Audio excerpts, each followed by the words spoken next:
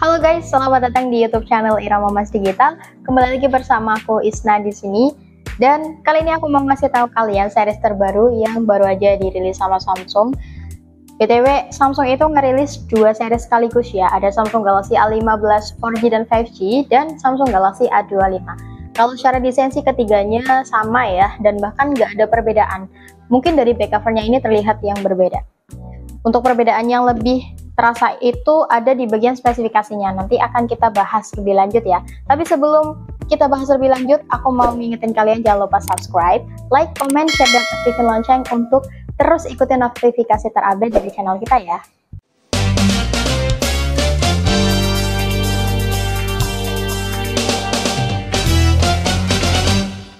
Disclaimer dulu, aku nggak ngebandingin mana yang lebih baik atau yang kurang baik dari kedua series ini, tapi kalau kalian mau beli keduanya, itu terserah ya, selera kalian mau pilih yang mana.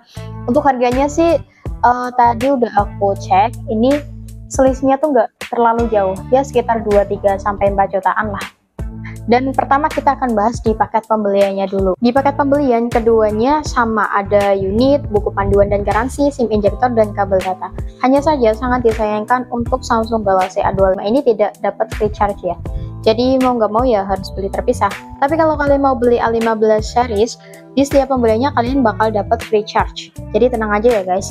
Dan untuk varian warnanya dari kedua series ini masing-masing memiliki 3 varian warna. Kalau secara desain keduanya tidak ada perbedaan ya, dari materialnya juga sama, dia menggunakan polikarbonat di keseluruhan bodinya dengan finishingnya yang agak sedikit berbeda, tapi itu tidak memberikan perbedaan yang terlalu jelas di sini. Dan jujur di versi kali ini aku suka karena ada yang beda dari desain yang sebelumnya. Kalau sebelumnya dari A05 atau A05S itu kan sampingnya masih melengkung, kalau ini dibuat datar di seri A25 dan A15 series. Tapi untuk back cover yang A25 ini nggak ramah sidik jari, jadi masih kelihatan banget capnya. Terus untuk port, ketiganya sama ya, benar-benar sama semua, mulai dari speakernya stereo atau audio jack 3,5 mm, SIM card. Kalau yang Samsung A15 dia SIM-nya hybrid, dan yang A25 SIM-nya single SIM. Tapi ketiganya punya slot SD card yang mendukung sampai 1 TB. Berat A15 dan A25 sendiri selisihnya sekitar 2-3 graman. Untuk bagian layarnya mereka sama-sama menggunakan panel Super AMOLED ukuran 6,5 inch dengan refresh rate-nya 90 dan 120 Hz. Spesifikasi di kedua series ini itu hampir keseluruhannya itu sama, hanya yang membedakan adalah chipset dan fitur kameranya. Samsung Galaxy A15 4G dia pakai MediaTek Helio G99, yang 5G dia pakai MediaTek Dimensity 6100 Plus, sedangkan yang A25 dia pakai Exynos 1280 5 nanometer. Perbedaan ini nggak terlalu kerasa sih waktu kita gunain sehari-hari, kecuali kalau untuk bermain game berat, ini mungkin bakal lebih kerasa perbedaannya. Untuk OS-nya mereka sama-sama menggunakan OS Android 14 One UI 6.0. Nah, yang aku suka dari OS-nya ini adalah fiturnya yang banyak dan terbaru. Bisa scan QR dari bar notification, jadi nggak perlu lagi tuh download aplikasi dan nggak ribet juga menurutku. Banyak yang baru di fitur OS-nya. Jadi buat kalian yang Samsungnya pakai One UI bisa segera diupdate, soalnya seru deh. Nah, selanjutnya kita nanti akan tes uji kameranya, dan untuk spesifikasi kameranya kurang lebih sama ya.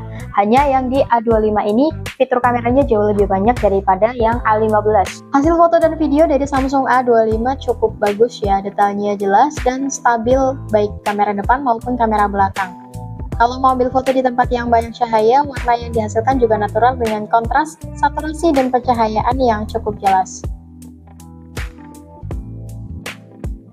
Sedangkan A15 kualitas videonya cukup bagus, cuma memang kamera depannya kurang stabil, tapi autofocusnya tetap berfungsi dengan baik kok. Hasil fotonya juga natural, nggak beda jauh sama A25, keduanya sama-sama punya ultrawide yang resolusinya cukup bagus.